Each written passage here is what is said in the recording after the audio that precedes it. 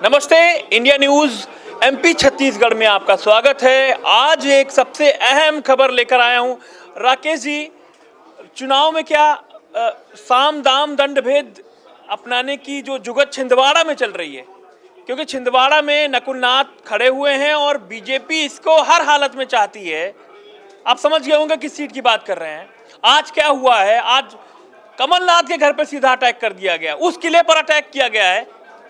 कहा जा रहा है, दावा है, आरोप है ये कि एक छानबीन के सिलसिले में, एक केस के सिलसिले में कमलनाथ के घर पर पुलिस पहुंची है। और कितने थानों की पुलिस पहुंची है, क्या हुआ, मुझे बताइए। देखिए, बीजेपी की पूरी कोशिश है इस चुनाव में, क्योंकि पिछला चुनाव 2019 का था, उसमें सिर्फ एक ही सीट बीजेपी नहीं जीत पाई थी, वो था छिंदवाड़ा। कहा जाता है कि जो छिंदवाड़ा का किला फतह नहीं कर पाए, कमलनाथ का घर भेद नहीं पाए बीजेपी वाले। तो इस बार बीजेपी का पूरा फोकस है कि येन केन प्राकारणेन किसी भी स्थिति में छिंदवाड़ा को टारगेट किया गया और टारगेट किया जा रहा है। चाहे आप अमित शाह को देख लीजिए, जेपी नड्डा को देख लीजिए, मोहन यादव लगातार दौरे कर रहे हैं। इसके बाद पिछले दिनों आप देखे होंगे कि एक और विधायक बीजेपी के खेमे में आ गए हैं, और नीलेश उइके जो आदिवासी विधायक हैं, उनके घर भी पुलिस गई, पुलिस पहुंच गई आज। तो उसके बाद उनके घर से अब पुलिस की टीम पहुंची, आबकारी विभाग की टीम पहुंची है, और ये सर्च भी किए। सर्च करने के बाद बेरंग वापस आ गए, उन्हें कुछ नहीं मिला है। ऐसा हुआ था हाँ, कि कांग्रेस विधायक ये पांडुरना से हैं, कांग्रेस विधायक नीलेश उइके। अब इनके घर पुलिस पहुंच गई, खेतों में पुलिस पहुंच गई, तलाशी हुई, करीब करीब 8-10 घंटे की तलाशी हुई आबकारी विभाग की, लेकिन वहां पर आबकारी विभाग को बैरंग लौटना पड़ा। तो नीलेश उइके का ये कहना था कि हमको बदनाम करने की साजिश की जा रही है। और बात रही छिंदवाड़ा के एक अवैध किले की, तो अभी कल ही की बात है, कमलनाथ जी दौरे पर निकले, तो उनके जो अपने नकुलनाथ, अपने बेटे नकुलनाथ के लिए वोट मांगने गए थे, तो वहाँ पर उनकी कुछ महिलाओं से मुलाकात हुई और वो इमोशनल हो गई। वो कहने लगी कि कमलनाथ के लिए हम अपनी जान भी दे सकते हैं अपने परिवार के साथ। तो ऐसा है वहाँ का, छिंदवाड़ा का, आप कह सकते हो। इसीलिए बीजेपी की आला कमान से लेकर अमित शाह हों, जेपी नड्डा हों, सीएम मोहन हों, वो लगातार छिंदवाड़ा के दौरे कर रहे हैं। क्योंकि ये लगातार इस बार कह रहे हैं कि हमें 29 के 29 कमल के फूल खिला के बीजेपी पीएम मोदी की झोली में डालना है। तो 29 फूल कैसे खिलेगा, तो छिंदवाड़ा तो उसको फतह करना पड़ेगा। तो इनकी पूरी कोशिश है कि चाहे साम दाम दंड भेद सब अपना लिया जाए, किसी को अंदर ले लिया जाए, चाहे किसी के ऊपर कुछ बल प्रयोग करा लिया जाए, चाहे जिस तरह से उनको अपने पाले में किया जाए और उस तरह से छिंदवाड़ा को फतह किया जाए। हालांकि ये बहुत कठिन गढ़ है, बीजेपी के लिए बहुत बड़ी चुनौती है छिंदवाड़ा को फतह करना। नहीं, विकास की बात करें तो कमलनाथ फैक्टर तो है। क्या बीजेपी ने उस तरीके से बंटी साहू को डेवलप किया है? पिछले साल भी यही मुकाबला था, पिछली बार भी यही मुकाबला था। मैं ये कह सकता हूँ कि अगर तुलना की जाए कमलनाथ या उनके पुत्र नकुलनाथ, तो बात एक ही, कमलनाथ ही फेस है छिंदवाड़ा की जनता के लिए। तो उसमें बंटी साहू कमलनाथ की तुलना में इतना बड़ा मैं मानता हूँ, पर्सनल अब मेरा ये ओपिनियन है कि बंटी साहू कमलनाथ की तुलना में अभी इतने बड़े नेता नहीं हैं। लेकिन बड़े नेता, लेकिन एक दौर अभी कुछ दिन पहले ये आया कि कमलनाथ ही कांग्रेस में बीजेपी में जाने वाले थे। वो भी दौर था, जल्दी का दौर था ये। वो भी एक प्लानिंग थी, वो फेल हो गई। हाँ। उसको ऑपरेशन लोटस के तहत कहा जा रहा था कि ऑपरेशन लोटस का कुछ बड़ा कारनामा होने वाला है, लेकिन अंततः इस तरह से घमासान मचा और एकाएक फिर वो धराशायी भी हो गया। कमलनाथ के बाद में स्टेटमेंट भी आया कि मैं नहीं जा रहा। खंडन भी आया उधर से कमलनाथ की तरफ से कि भाई मैं नहीं जा रहा, मैंने 45 साल सेवा की है छिंदवाड़ा की और छिंदवाड़ा की जनता की, मरते दम तक छिंदवाड़ा की जनता की सेवा करूंगा, ये कमलनाथ ने बोला। मुझे याद है जब दिल्ली में मीडिया वाले उनसे पूछ रहे थे कहाँ जा रहे हैं, बीजेपी में जा रहे हैं, तो उन्होंने कहा भाई अभी मैं 13वीं में जा रहा हूँ, चलना तो चलो। नहीं, उन्होंने ये भी कहा कि मैंने कभी सार्वजनिक मंचों पे या किसी मंच पे ये नहीं कहा कि मैं बीजेपी में जा रहा हूँ। मीडिया का ने अपने से गढ़ लिया कि मैं बीजेपी में जा रहा हूं और मुझे इस तरह से प्रचारित किया जाने लगा। लेकिन माहौल ही एमपी का कुछ ऐसा है कि अगर दिल्ली कोई आ जाए लीडर बगैर बताए, एमपी भोपाल से या छिंदवाड़ा से, जबलपुर से, तो लगता है कि ये गया। हुआ क्या कि बीजेपी ने सबसे पहले उनके जो खास थे जैसे अमित सक्सेना 40 साल से उनके साथ थे। एक संदीप जी, वो भी उनके खास थे। मेयर मेरी बात सुनिए आप। सबसे बड़ा जो उनका खास आदमी था अमित सक्सेना, जिसको बीजेपी तोड़ने में कामयाब हुई और वो बीजेपी में चले गए। उनका अमित सक्सेना का ये कहना था कि वे नकुलनाथ अपनी टीम बना रहे हैं, अपने लोगों की टीम बना रहे हैं, इसलिए मैं बीजेपी में आ गया। दीपक सक्सेना को मनाने के लिए एक उसी दिन पहले कमलनाथ जाते हैं, ये देखिए, और शाम को फिर पहुंच जाते हैं मोहन यादव से भी मीटिंग होती है। ये कितनी बड़ी बात है कि सुबह कमलनाथ जाते मनाते हैं, शाम को मोहन यादव यहाँ जाते हैं मनाते हैं, और उसके बाद फिर दीपक सक्सेना बीजेपी का दामन थाम लेते हैं। तो ये दीपक सक्सेना 40 साल से साथ थे कमलनाथ के। इतना बड़ा साथ टूट जाने का मतलब है बीजेपी को भरोसा हो गया कि हमने कमलनाथ के किले में सेंध लगा दी। और अब आहाके महापौर विक्रम आहाके, उसने शुरुआत में मुझे याद है जब उनकी प्रतिक्रिया आई थी, जब कमलनाथ की बात चल रही थी कि ये कांग्रेस बीजेपी में आ रहे हैं, तो विक्रम आहाके का जब प्रतिक्रिया आई तो उन्होंने कहा कि नहीं, हम तो कांग्रेस के साथ हैं, कांग्रेस के लिए हमने सब कुछ किया है, कांग्रेस पार्टी से हम जीत के आए हैं, कांग्रेस के साथ हैं, लेकिन इन वक्त पे चुनाव से पहले पलटी मार गए।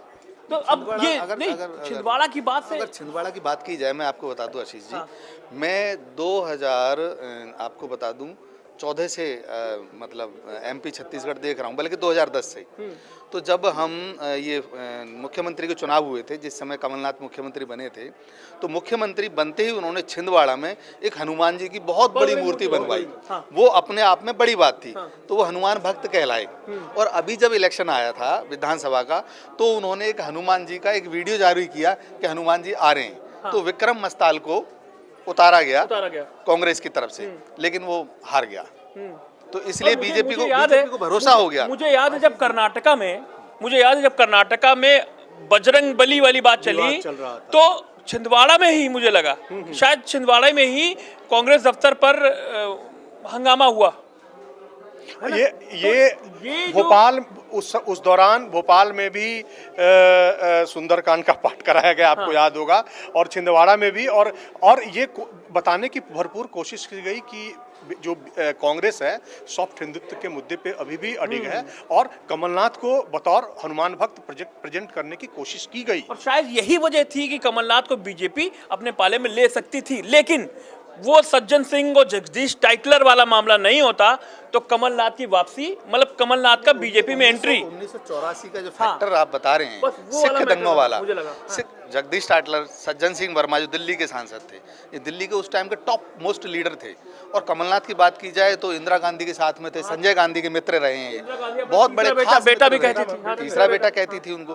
तो छिंदवाड़ा का जो जनता है 40-45 साल से कमलनाथ को मतलब मानती है, जानती है, और कमलनाथ ने छिंदवाड़ा में विकास किया है, ऐसी बात नहीं है। तो छिंदवाड़ा आपको जिस तरह से बीजेपी गुजरात मॉडल पेश करती है, वैसे ही छिंदवाड़ा मॉडल पेश किया जाता है मध्य प्रदेश में, कि मध्य प्रदेश का ये छिंदवाड़ा मॉडल है, और वो मॉडल कुछ नहीं, वो मॉडल कमलनाथ के ही दम पे वो छिंदवाड़ा मॉडल पेश किया जाता है कि इस तरह के विकास हुआ, चाहे बिजली हो, पानी की व्यवस्था हो, चाहे जो भी सड़कों की व्यवस्था हो, अधोसंरचना हो, यही छिंदवाड़ा। सबसे बड़ी बात है कि कमलनाथ उद्योगपति भी हैं, कमलनाथ उद्योगपति भी हैं, तो वो जानते हैं, और उन्होंने उद्योग भी लगवाए हैं वहाँ पे, वहाँ की जनता को काम दिलवाया है, वहाँ के लोगों को उन्होंने सपोर्ट किया है काफ़ी, ये आप कह सकते हैं। इसलिए वहाँ की जनता अभी भी कमलनाथ को चाहती भले हो।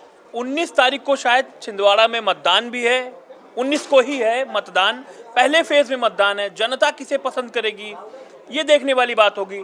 लेकिन सबसे इम्पोर्टेंट बात ये है कि जिस तरीके से चुनाव से ठीक पहले वहाँ पर एक एफआईआर के दौरान कमलनाथ के घर पर सीधा छानबीन करने पुलिस पहुंच जाती है, और कई थानों की पुलिस पहुंच जाती है, ये बड़ा सवाल था। और सबसे इंपॉर्टेंट बात एक और, वो ये बात कि तमिलनाडु में क्या होता है, राहुल गांधी का हेलीकॉप्टर चेक करने पहुंच जाते हैं, ये भी बड़ी, वहां भी छानबीन राहुल गांधी के हेलीकॉप्टर की होती है, वहां भी कुछ नहीं मिलता खैर, और यहाँ घर पर पहुंच जाते हैं। तो क्या ये सियासी पॉलिटिक्स है? क्या ये पॉलिटिक्स के वो रंग हैं जो वो मतदान से 2-3-4 दिन पहले दिखाई दे रहे हैं? ये क्या है कि बीजेपी का एक ये है कि मानसिक दबाव बनाया जाए, मानसिक रूप से तोड़ा जाए।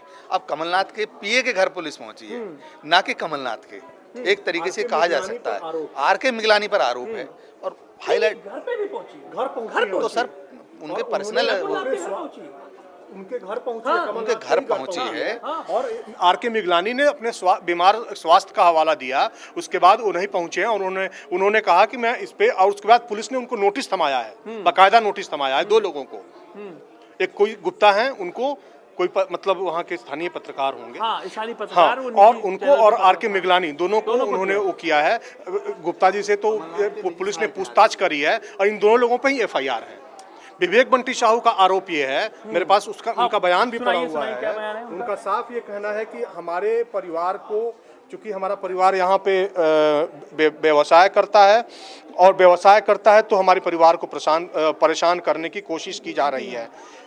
ये है विवेक बंटी साहू का आवाज, मैं आपको सुना रहा हूँ। विवेक बंटी साहू हैं। दादा, पिताजी, मैं, मेरा भाई, हमेशा ये लोग मेरे परिवार को लेकर के करते हैं। मेरा भाई व्यवसाय छिंदवाड़े में कर रहा है, उसको टारगेट करने का काम कर रहे हैं। आज पूरा षड्यंत्र रच करके ये लोग मेरे परिवार की प्रतिष्ठा को ठेस पहुंचाने का काम कर रहे हैं। मैं इनसे हाथ जोड़ के विनती करता हूँ कि जैसे नकुलनाथ आपका बेटा है, मैं भी छिंदवाड़े का बेटा, मैं लड़ रहा हूँ पूरी तरीके से पार्टी की विचारधारा को लेकर के। आप भी लड़िए, लेकिन कम से कम छिंदवाड़े के बेटे को इस तरीके से आप बदनाम ना करें। ये आपका भी बेटा है, कोई कल को आपके बेटे के लिए भी कर सकता है। हमने कभी मर्यादाएं नहीं दी, हमने कुछ नहीं करा। आप कम से कम ऐसा ना करें।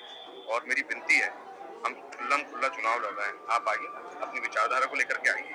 आप छिंदवाड़े की जनता को नकली आंसू दिखा करके 45 वर्षों से आप नकली आंसू दिखा रहे हैं और ये आज काम कर रहे हैं, तो इससे बड़ी निंदा और मतलब इससे ज्यादा दुखद बात कुछ नहीं हो सकती। तो सुना आपने, ये तमाम बातें बंटी साहू ने कही हैं और बंटी साहू और नकुलनाथ के बीच छिंदवाड़ा में फिर से मुकाबला है। अब इसमें जीत किसकी होगी, जनता को थोड़ा बयानों और सियासी वार के बीच 1-2 दिन सोचने का ठंडे दिमाग से मौका मिलेगा और 19 को किसके ईवीएम में कहां बटन दबाएगी ये देखने वाली बात होगी। आपका इस छापेमारी पर, इस कार्रवाई पर पुलिस के कुछ कहना है? कौन जीत रहा है, बंटी साहू जीत रहे हैं कि नकुलनाथ जीत रहे हैं? आप हमें कमेंट बॉक्स में लिख के ज़रूर बताइएगा और इंडिया न्यूज़ मध्य प्रदेश छत्तीसगढ़ को सब्सक्राइब करना ना भूलिएगा। तमाम आपके मुद्दे हम लेकर रोज़ आते हैं, तमाम खबरें उस पर दिखाई जाती हैं। नमस्ते।